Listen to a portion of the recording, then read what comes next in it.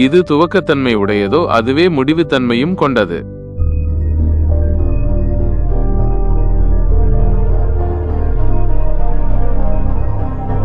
உலகத்துடன் நீங்கள் விவாதிக்க வேண்டாம், மாறாக உலகமே உங்களுடன் விவாதம் செய்யட்டும்.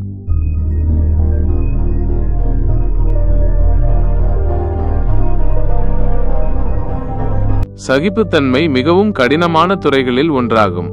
ஆனால் அதை சகித்துக் கொள்பவருக்குதான் இறுதி வெற்றி கிடைக்கும்.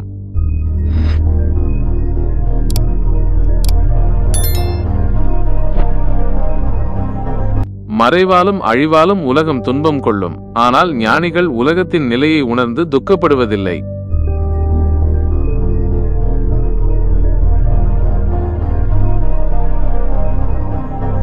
நீங்கள் இருக்கும் இடத்தில் இருங்கள், இல்லை என்றால் உங்கள் வாழ்க்கையை இழக்க நேரிடும்.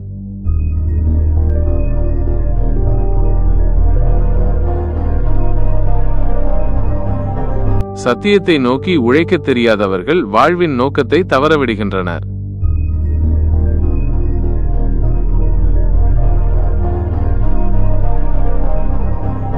பேசுவதற்கு முன்பு உங்கள் வார்த்தைகள் கடந்து செல்ல வேண்டிய 3 வழிகள்: உண்மை, அவசியம் மற்றும் இரக்கம்.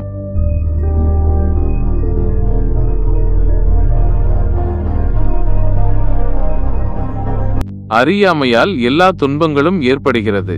மக்கள் தங்கள் சுயநல நோக்கத்திற்காக மற்றவர்களுக்கு வலியை ஏற்படுத்துகிறார்கள்.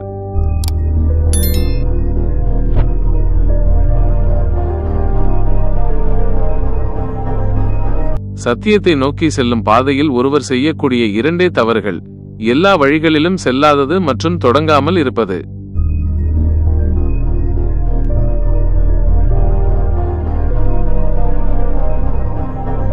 நிபந்தனைகள் எதுவும் நிலையானது இல்லை. ஞானத்துடன் ஒருவர் இதை பார்க்கும்போது துன்பத்திலிருந்து விலகுகிறார்.